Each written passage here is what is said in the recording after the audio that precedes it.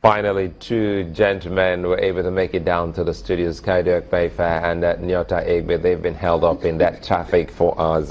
Kayode Opeifa, good to have you join us. You've been speaking with us on phone, and Mark has some questions she's been itching to ask you that moment we were talking with you. But again, quickly, this is against all predictions. Don't forget, first we had some people who have predicted back home in Nigeria.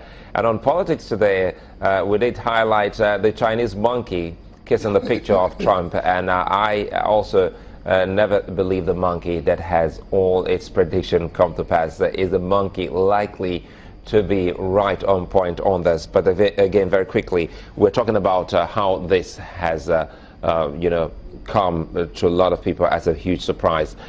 There must be something that Nigerians can pick out of this. We'll go back to the elections, but let's look at what is happening back home in Nigeria. Sometimes we talk about the two major political parties, and sometimes we don't even give any room for any other individual in other political party. This is someone who is not a politician coming in, and he's gone against every, should I say, pundit on this election. But if you look at the permutations and how the results are showing, Trump definitely seemed to have the code to unlocking this victory for him. There are a lot of implications for us.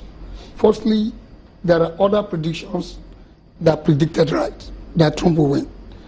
LA Times gave Trump 5+5 advantage, I saw that. And they call that outliers. Now, it's also the what they are polling, the people you poll. These are statistics. Then there are also some calculations they put in. Sometimes we look at the bigger issue, but the smaller issues are there. The issue of, like I said, economy is there, jobs, healthcare. Just during the campaign, the report came that the cost of healthcare, insurance co-payment, will rise by almost 122%. That affects everybody. It affects all Americans. So some people are, especially in Florida, where you have a lot of the aged, elderly people, they are concerned. Now, they also have the issue of social welfare. There's a lot of social issues in the United States. It's there. There are people, they won't talk. But those are the things that will make them. But we are looking at. In other words, Trump was speaking the minds of the average American, and even the big business people. There's also the issue of taxation. Taxes, yeah. He said he will give everybody tax break. Hillary said he will give those who earn. He will tax those who earn them. This has always been the pattern. Democratic Party will always do that. And you see, they are the party of the common man. Unfortunately, it's the common man now that Trump went to appeal to. The average American is not in love with loose immigration. We need to know that. A typical American does not like loose immigration. They want immigration to be tightened. A typical American. Because the people that comes in illegally or legally, whatever, they take away their jobs. They come with superior skill. And when they come with lesser skill, they get cheaper pay and they do the job. Just like we're having with the Togolese, the people coming from the other part of West Africa into Nigeria. So there are issues that bother. But the lesson for us is this: government should get serious. Don't take the common man just on the face value that during the election we know their tricks, we know what to do with it. People are getting wiser. The electorate are getting more educated. The American electorate are highly educated and they are highly personal. They know what they vote. There are instances where, let me give you an example. Obama left about 8 years ago. When Obama left, there was appointed a senator to sit in for 2 years. The person who replaced Obama in the state of Illinois, McCarthy, is from the Republican Party. And that same election, the Democrat lost the governor of Illinois. That was led by Blagojevich, who ended up in jail, to a Republican. That was Obama state. And McCarthy just lost yesterday to Duckworth, a member of the Congress. So the Americans don't vote like we vote. In the state of New York, they will vote nationally, Democrat. When it comes to local election, they go Republican. The same thing in New Jersey. And again, if you also look at that pattern, perhaps let's also talk about, before we go to Abuja, let's also talk about the way the results are showing now. You see Trump and his family members all watching live television, getting the results.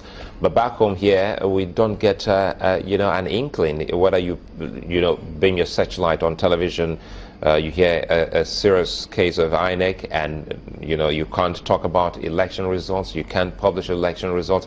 But now people are pulling results from live television and putting things together, and they already have an idea of where it is headed. Yeah, I think that has to do with the electoral law that says you can't announce it. America has the same law that says the election will be released by the individual states. But what they don't restrict is the right of the media to release what they have. And I think it's something we need to review, because the result that we're having now is not the official results. Absolutely. Now, the election itself to elect the president has not happened. Those electors that were elected yesterday only elected electors. Those electors will meet in January to elect the president. So the systems are not the same, and we can't copy exactly what is American. However, the lesson there is that there is nothing wrong in the media reporting results as they get it. I don't know where we got that idea from. Let's go to Opeifa. Well, it's definitely good to see you, and it's good to know that you're able to wade through that traffic. But from your analysis, two things immediately come out for me. First of all, you already seem to give this election to Mr. Trump. It looks like you're already saying that, looking at what he has from the Electoral College, I think at the last count, 245 versus Mrs. Clinton's 218. It looks that you're already going that way. And then secondly, the pollsters. I know that still yesterday evening, watching a Republican pollster still saying that he will give it to Mrs. Clinton, that it will be a very narrow win by maybe 1 or 2%, but it looks like she's going to take it. Do you think that the credibility of the pollsters are going to be called to question on this one? And why are you giving it so early to Mr. Trump? No, I have not concluded, but from the pattern of what we have seen, even if Trump loses this election, it's very clear that he has outperformed the expectation. So I'm basing my own discussion now on the real issues. Now, it's not about emotion, election results or election performance. It's about the facts on the ground. The states that are lost, like Michigan, like North Carolina, those are states that ordinarily Democrats should win, especially Michigan, Wisconsin. Unfortunately, there are issues bothering those people that Mr. Trump speaks to. And that is the message I'm bringing out. If at the end of the day there were some sterling performances and Hillary could pull 270, from my own estimation, when I did my estimation last night, I got Hillary at 270. That's what I got. I didn't get at this 300 or whatever. I got Hillary at 270 dots. That was my own permutation. And I know being at 270 is not unusual. It is very, very difficult for a government in America that has spent 2 terms, the party, to produce the next. There are some pains that are there. But however, the posters are not also wrong. That's what they saw. But if in the last 2-3 days, a lot of things happened. In the last 9 days, that was when Trump gained that momentum. And the issue of Hillary not being trustworthy became blown up. And suddenly, they came 2 days to election, the thing changed, but it was too late. A lot of people, 40 million people, had already voted. And then a lot of people have also made up their minds. And if you know the way the Americans think, they think about self. Self. They really believe in themselves. Then they believe in their country, generally. So when somebody keeps saying China took all the jobs, and you go to the supermarket, you find the toothpick. I found it myself just a few weeks ago. The toothpicks are there in the shops. They are made in China. So the man is just speaking to their emotions. And he was able to use the power of communication. The media that he was abusing were giving him free publicity, unlimited publicity. And you know, it's just what we should learn from. I've not concluded that he has won, but he seems he's coasting to win.